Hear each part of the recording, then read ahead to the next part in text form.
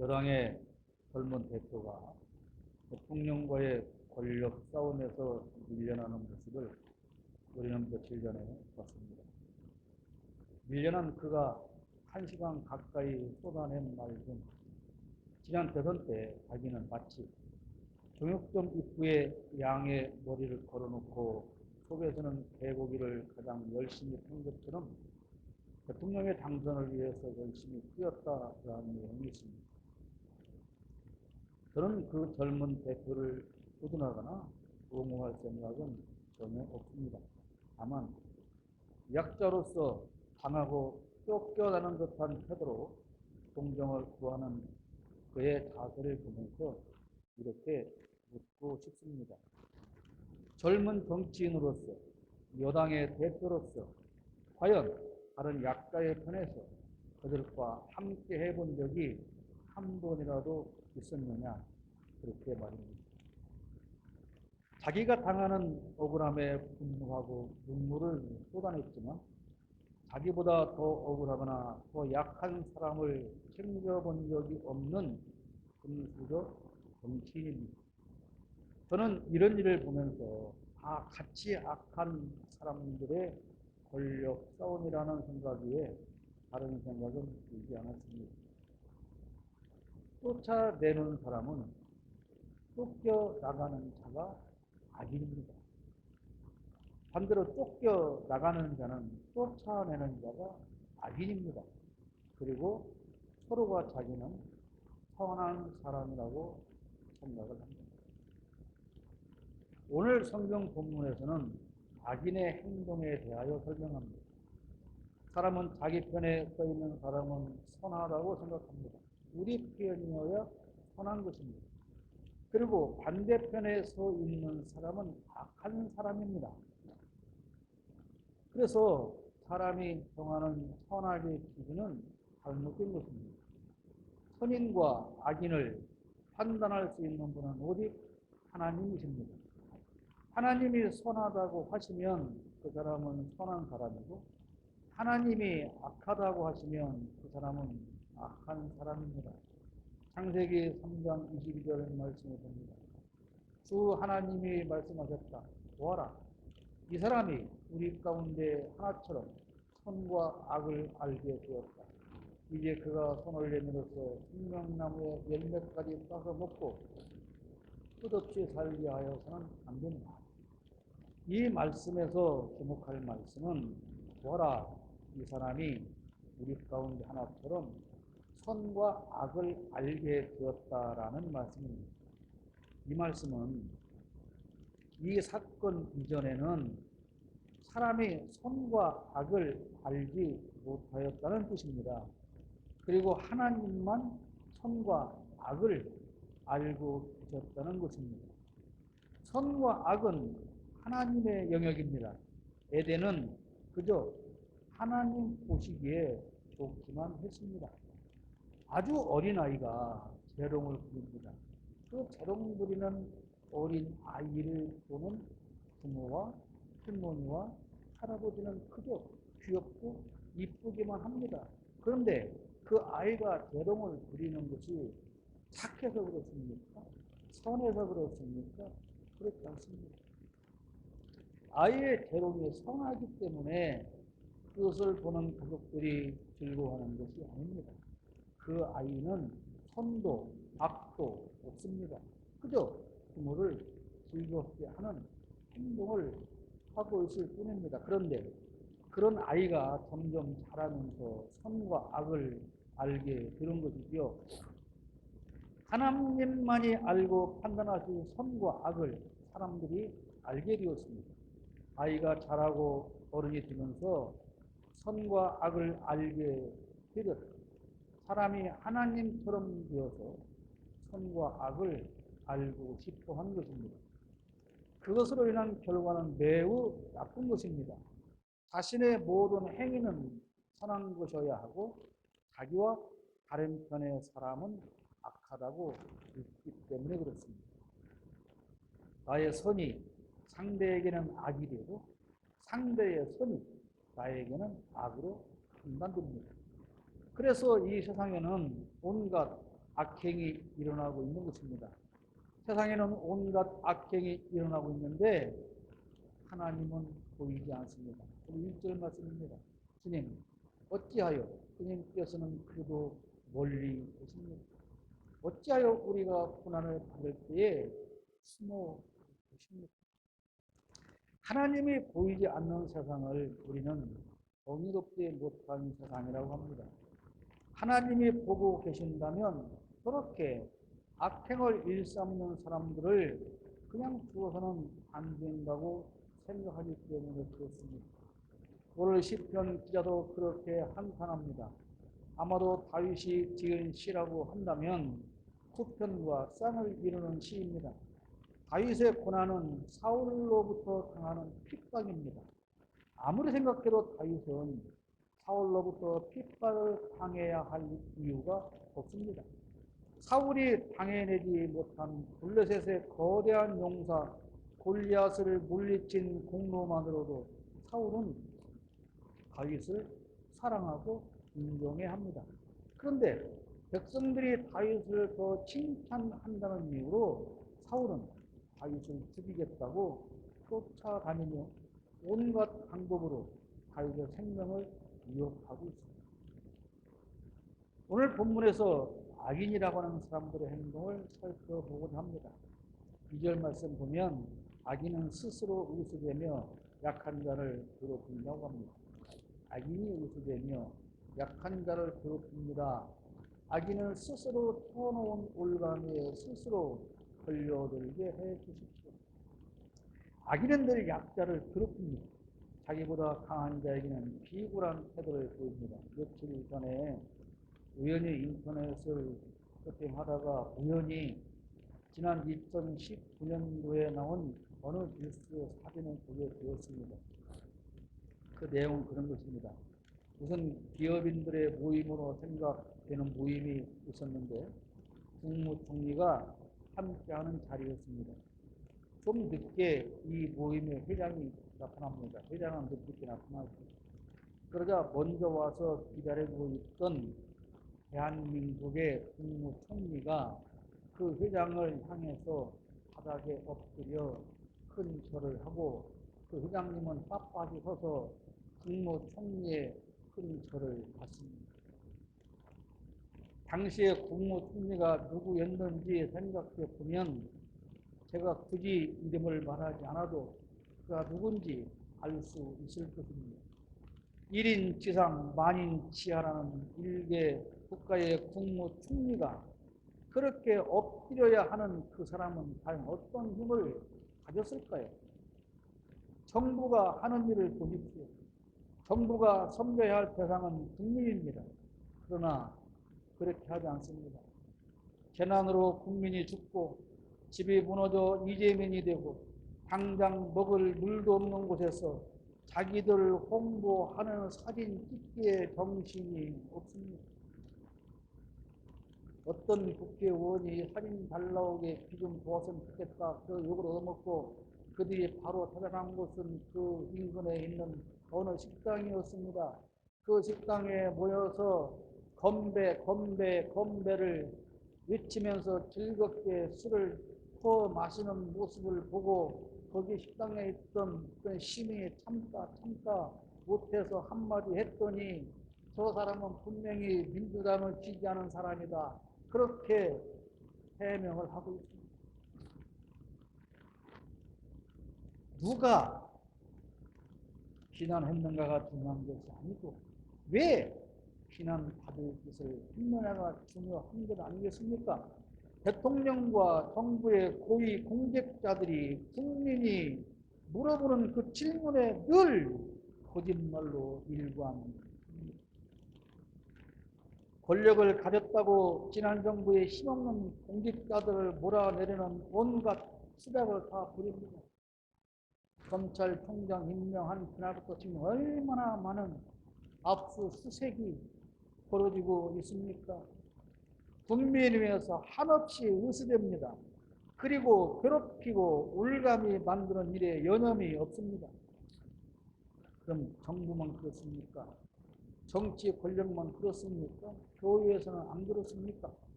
목사님들은, 성도님들은 악행을 하지 않고 선하게 살고 있습니까? 지난주 뉴스를 장식한 서울의 사랑제일교회 악행을 여러분 보지 않았습니까? 사랑제일교회, 도대체 무엇을 사랑하는, 어떠한 사랑을 제일로 하는 교회이기에 합법적인 80억 원대 그것도 받아들이지 않고 재판부에서 120 몇억 원에 고정을 했더니 그것도 받아들이지 않고 500억 원이라는 그에게 돈을 뜯어내서 조합원 한 사람당 1억 원씩을 더 감당하게 부담하게 하는 그 사람들이 주장하는 사랑은 도대체 무슨 사랑이란 말입니까? 할 말이 많으나 그만 두겠습니다. 하나님께서 사울을 왕으로 세우셨습니다. 그 하나님께서 다윗에게도 기름을 부으셨습니다. 그러니까 하나님으로부터 기름 부음을 받은 하나님의 종이 다른 하나님의 종을 괴롭히고 죽이려고 지금 쫓아다니고 있는 것입니다. 교회 안에서도 자기 야심을 자랑하고 탐욕을 부리는 사람들이 많이 있습니다. 3절 말씀을 보십시오. 악한 자는 자기 야심을 자랑하고 탐욕을 부리는 자는 주님을 모독하고 멸시합니다. 그렇게 3절에 기록하고 있습니다. 악한 사람은 하나님을 무시합니다. 이어지는 4절 말씀을 보겠습니다. 악인은 그 얼굴도 뻔뻔스럽게 벌 주는 이가 어디 있느냐? 하나님이 어디에 있느냐? 그렇게 말합니다. 그들의 생각이란 늘 이러합니다. 세상 사람만 그런 것이 아닙니다. 교회 안에도 이런 사람은 얼마든지 있습니다. 목사 중에도 장로와 권사 중에도 수많은 기독교인이 하나님을 무시하며 악행을 저지르며 살고 있습니다. 그런데 우리를 가장 힘들게 하는 것은 오히려 그들이 왜 더 잘되고 그들을 심판하는 하나님은 보이지 않느냐는 것입니다. 5절 말씀에 그런데도 악인이 하는 일은 언제나 잘되고 주님의 심판은 너무 멀어서 그들에게 보이지 않으니 악인은 오히려 그의 대적을 보고 코웃음만 칩니다. 경찰관을 임관하는 식이 있지 않습니까? 거기서 김 여사가 이 피를 갈아준 그 훈장받은 그 여경이 여기 발렌타인 피자집 작은 딸입니다. 수석도로 경찰로부터 수사를 받는 피의자가 그 경찰에게 훈장을 갈아주는 나라. 그러면서도 아무런 잘못이 없다고 생각하는 나라. 그런데도 오히려 그들은 승승장구하는 모습을 보아야 하는 우리. 그런 사람을 비난하는 우리를 보고 하나님이 어디 있어? 심판이 어디 있냐고 코웃음 치는 그 사람들. 어디를 보아도 착한 사람보다는 악인이 더 잘되고 부자로 권력을 누리며 잘 살고 있습니다. 저렇게 나쁜 짓 하며 수많은 사람을 괴롭히고 온갖 불법과 투정을 저지르면서도 돈과 권력으로 법 7자를 동원해서 요리조리 미꾸라지처럼 빠져다니면서 아무런 처벌도 받지 않고 잘도 살아갑니다. 온 국민이 다 알아보는 그 사진의 얼굴을 한결같이 검사들만 아무도 알아보지 못해서 무죄를 받게 하고 오히려 피해자는 죄인이 되고 처벌을 받는 이런 불합리한 세상인데도 하나님은 그저 침묵하고 그랬지 하나님은 어디 있는지 보이지 않습니다. 지난주 일요일날 MBC에서 방송한 스트레이트라는 프로에 어느 교회가 운영하는 기독재단 대한학교에서 한 학생이 1년 전에 선배들로부터 밤에 심한 폭행을 당했습니다. 싸가지 없다는 이유입니다. 턱이 함몰되는 중상을 입은 사건이 있었는데 그 선배들에게 야, 싸가지 없는 후배를 좀 손봐줘라고 지시한 사람이 그 학교의 선생으로 의심을 받고 있어요. 그 학교 책임자는 목사입니다. 그런데 발뺌을 합니다. 한 교회에서 알게 된 학부모가 자기 자식을 그곳에 보냈는데 그곳에서 그런 피해를 당해도 그저 피해자만 억울할 뿐입니다. 하나님의 심판은 멀기만 하고 가해자들은 오히려 웃음만 치는 세상. 그리고 그들은 끝없이 오만방자합니다. 6절 말씀 드립시오. 그는 마음속으로 내가 망하는 거 두고 봐라. 나에게는 언제라도 불행과 저주란 없다라고 말합니다. 여러분, 우리가 아는 국가의 가장 큰 권력을 가진 저들이 망할 거라고 생각을 하겠습니까? 절대로 자기들에게 그런 일은 없을 거라고 생각할 것입니다. 그래서 자기 권력 구도까지 미리부터 다 염두에 두고 누구를 후계자로 키워서 다음 정권을 물려주면 우리는 안전할 거야 라고 하는 안전장치를 만들고 있을 것입니다. 그리고 자기들의 부를 축적하는 일에 전념하고 있을 것입니다. 많은 이권에 개입하고 돈을 긁어 모으는 일에 편안히 되어 있을 것이고 계속 그렇게 할 것입니다. 7절 말씀, 그들의 입은 기만과 폭언으로 가득 차 있고 그들의 혀 밑에는 욕설과 악담이 가득하다고 말씀하고 있습니다. 어쩌면 그렇게도 지금 우리가 사는 이 시대의 상황을 자세하게 기록했는지 참으로 경이로운 하나님의 말씀입니다.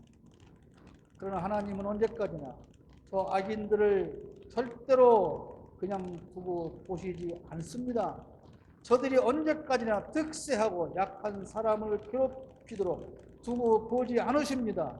세상 모든 사람이 다 눈을 뜨고 볼 수 있도록 하나님은 저들을 처절하게 심판하고 벌 주실 것입니다. 같은 악인끼리 한편이 되어서 서로가 의리를 지키고 봐주고 이끌어주고 하는 공범 관계를 하나님은 깨뜨리고 한꺼번에 심판하실 것입니다. 제 이야기가 아닙니다. 12절 말씀 보십시오. 주님 일어나십시오. 하나님 손을 들어 악인을 벌하여 주십시오. 고난받는 사람을 잊지 말아 주십시오. 하나님은 우리의 이 간절한 기도를 절대로 외면하지 않으십니다. 믿으십니까? 하나님은 지금까지의 모든 것을 다 보고 계십니다. 오늘 이 시간에도 저들의 악한 행동을 한 가지도 빼지 않고 다 보고 세세히 기록하고 계십니다. 억울하게 고난받는 환난 당하는 약자들의 눈물을 다 보고 계십니다.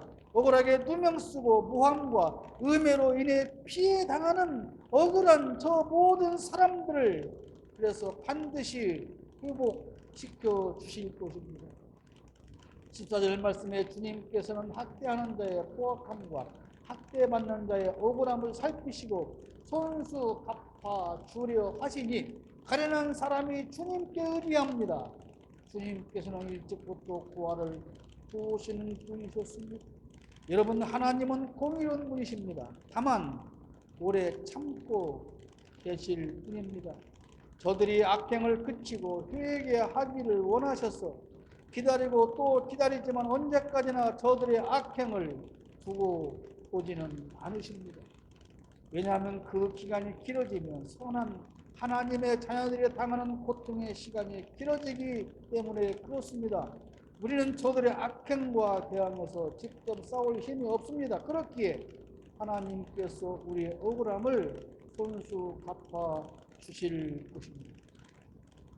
우리 아버지 되시는 하나님께서 악한 자의 팔을 꺾고 그 악함을 샅샅이 살펴서 벌을 주십니다. 12절 말씀에 악하고 못된 자의 팔을 꺾어 주십시오. 그 악함을 샅샅이 살펴보라여 주십시오라고 기록하고 있습니다. 이어지는 16절 말씀을 보십시오. 주님은 영원 무궁토록 왕이십니다. 이방 나라들은 주님의 땅에서 사라질 것입니다라고 분명히 성경은 하나님의 말씀을 기록하고 있습니다. 사랑하는 여러분, 우리가 보는 세상에는 악이 가득합니다. 하나님은 보이지 않습니다. 그리고 악한 세력은 더욱 번창합니다. 저들은 하는 모든 일마다 성공하는 것처럼 보입니다. 착하고 선하게 양보하며 참고 사는 것이 어리석은 것처럼 생각되는 세상입니다. 그래서 사람들이 실망합니다. 악한 세력을 물리쳐달라고 아무리 기도하고 또 기도해도 하나님은 침묵하고 저들은 승승장구하는 모습만 보입니다. 요즘 악한 유튜브 방송 진행자들로 인한 피해가 심각하다고 하지 않습니까? 아무런 잘못도 없는 사람에게 무작정 카메라를 들이대고 생방송을 진행하며 모욕하고 가짜 뉴스로 수많은 사람을 현혹합니다. 피해본 식당이 망해서 문을 닫기도 합니다. 그런데 아무도 그들을 처벌하지 않습니다. 그런데 그들은 그런 악행을 저지른 대가로 수많은 돈을 긁어 모읍니다. 악한 유튜브만 그런 게 아니고 그것을 보는 그들에게 속아 넘어가는 목사들의 숫자가 부지기수라는 사실입니다. 제가 지난번에 우리 단톡방에 올려드렸지 않습니까? 문재인과 이재명이 간첩이라서 대한민국이 망한답니다. 문재인과 이재명이 간첩이라서 미국이 외면했답니다. 여러분, 지금까지 대한민국의 역사 중 한미 동맹이 가장 강력하게 작동된 시절이 문재인 정부 시절입니다. 그런 가짜 뉴스를 저에게 보내주면서 매일 50명 이상하게 이걸 전파해야 이 나라가 제대로 굴러갈 수 있다고 이제 윤석열 정부가 만들어져서 미국에서 믿고 모든 걸 믿고 대한민국을 완벽하게 지켜줄 것이라고 말합니다. 여러분, 이 나라가 어떤 나라입니까?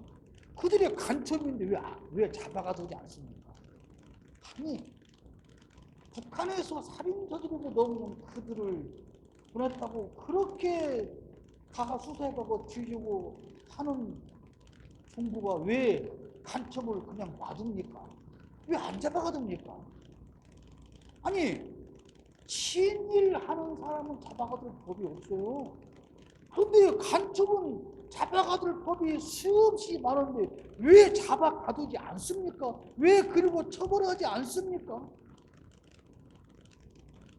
정의를 말하고 불의를 꾸짖어야 할 목사들이 검사들과 경찰과 정치인들이 그리고 학자와 교수들이 누가 봐도 범죄자인 사람은 옹호하고 편들고 감싸고 가짜 논문으로 받은 학사 학위에 대해서 한마디도 하지 못합니다. 아니, 문제가 없다고 합니다. 제가 설교 시간에 문재인과 이재명을 지지한다고 착각하지 말기를 바랍니다. 간첩이면 잡아가두면 됩니다. 왜 못 잡아가둡니까? 박사 학위를 가짜로 썼으면 당연히 처벌해야 되는 것 아닙니까? 주식 투자한 개미 투자자들의 눈에서 피눈물을 뽑아내고 그 돈으로 많은 돈을 벌었다면 처벌하는 것이 정의로운 나라가 아닙니까? 그런 수사를 받아야 하는 사람이 그를 수사해야 할 경찰관 가슴에 훈장을 달아주는 것이 옳은 나라냐 그 말입니다. 부적합한 사람이 대통령 비서실에 근무하고 권력자의 가족이 범죄하는 데 공모하여 공범인 사람을 대통령 취임식에 버젓이 초대합니다. 극우 유튜버만 30명을 초대했다는 거 아닙니까? 그 중에 15명은 그 여사께서 초청했다는 것 아닙니까? 문제가 되니까 명단을 다 지웠는데 이미 언론사에서 다 확보하고 있습니다. 악인들은 날뛰고 약자를 괴롭힙니다. 정의도 없고 공정함도 없습니다. 그저 약자들을 향해 무자비하게 힘들어하는 사람만이 가득 찬 세상입니다. 그런데 하나님은 보이지 않습니다. 개인적으로 당하는 억울함으로도 잠을 이루지 못하는 수많은 사람이 있습니다. 직장에서 당하는 불이익으로 죽어가는 사람들이 한두 명이 아닙니다. 더러운 권력을 잡고 일반인은 상상도 할 수 없는 큰 돈을 챙기는데 혈안이 되어 있습니다. 그래도 하나님은 보이지 않아서 사람들이 실망합니다. 정말 하나님은 존재하지 않는다는 절규만 가득하게 들려옵니다. 그러나 여러분, 다시 말씀드리거니와 절대로 실망하거나 포기하지 말기를 바랍니다. 반드시 다윗을 죽이겠다고 날뛰던 그 사울은 결국 어떻게 되었습니까? 자기가 비참한 죽음을 당하게 되지 않습니까? 왜 그렇습니까? 보이지 않는 것 같은, 없는 것 같던 하나님께서 살아서 심판하셨기 때문입니다. 17절, 18절 말씀을 드렸습니다. 주님께서는 불쌍한 사람의 소원을 들어주십니다. 그들의 마음을 굳게 하여 주시고 그들의 부르짖음에 귀 기울여 주십니다. 고아와 억눌린 사람을 변호하여 주시고 다시는 이 땅에 억압하는 자가 없게 하십니다. 사랑하는 여러분, 내 이웃의 직장에, 사회에, 교회와 나라에도 가득한 저 악인들의 충동은 반드시 끝이 됩니다. 하나님은 절대로 우리를 외면하지 않으십니다. 지금 당장은 불공정한 세상에서 불이익을 당하고 억울하지만 악인들의 충동을 보며 실망하고 걱정하지만 그러나 하나님은 우리의 억울함을 다 살피고 계십니다. 그리고 때를 기다리고 계십니다. 부당한 권력과 악인은 곧 반드시 망하고 말 것입니다. 그들의 날은 결코 길지 않습니다. 그들 스스로가 받는 함정에 빠지고 말 것입니다. 지금 하나님은 우리를 외면하는 것이 아니고 악인들을 하나씩 주워 모으는 중입니다. 그렇게 모아서 한 번에 심판하실 것입니다. 쓰레기를 하나씩 한 자리에 모아서 다 모아둔 다음에 불태워버리듯 그렇게 하나님은 악인들을 한목에 반드시 심판하실 것입니다. 하나님은 공의로운 분이시기 때문에 그렇습니다. 하나님은 우리의 아버지이기 때문에 그렇습니다. 하나님은 약자의 편이기 때문에 그렇습니다. 하나님은 악한 권력자가 아니라 연약한 우리와 국민을 더 사랑하십니다. 하나님은 숨지 않으셨습니다. 그리고 지금도 하나님은 여전히 쉬지 않고 우리를 위해서 일하고 계십니다. 개인적으로 여러분을 괴롭히고 모함하고 속이고 힘들게 한 그 많은 사람들도 아버지 하나님께서 반드시 복수해 주실 것을 확실하게 믿으시기를 바랍니다. 그리고 기독교인이라면, 신앙인이라면, 교회를 다니는 사람이라면, 정치인이라면, 지도자라면, 국가의 권력을 위임받은 자라면 최소한 다른 사람의 가슴에 대못을 박는 일은 하지 말아야 합니다. 그리고 인해서 많은 사람이 힘들어하는 이때에 인터넷에서 인터넷에 올라 많은 사람의 심금을 울린 시 한 편을 읽고 마치도록 하겠습니다. 길가 창문에서 우리를 내려보지 마라. 길가 창문에서 반짝이는 구두를 신고 우리를 불쌍한 듯 내려보지 마라. 우리의 마지막을 내게 허락한 적이 없다. 너처럼 잘난 부모님을 못 만났다. 너처럼 사기와 도박에 능숙한 가족들이었어. 밀리고 밀려 너희들이 말한 누추한 반지하에서 평생을 반지하에서 벗어나고 밝은 햇살에 눈을 뜨고 마음 편히 창문을 열고 하고 싶다.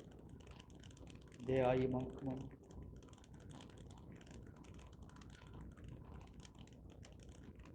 넓은 창문을 통해 세상을 보여주고 싶다. 왜 대피를 못합니까? 우리에게 풋바닥에 왕따를 썼던 내게 물어라. 왜 대피시키지 못했는지, 왜 우리가 죽어야 했는지를 말해. 우르르 몰려와 사진 찍지 마라. 그 퇴근길에 반지하에 갇힌 우리를 한 번이라도 생각했더니 이제와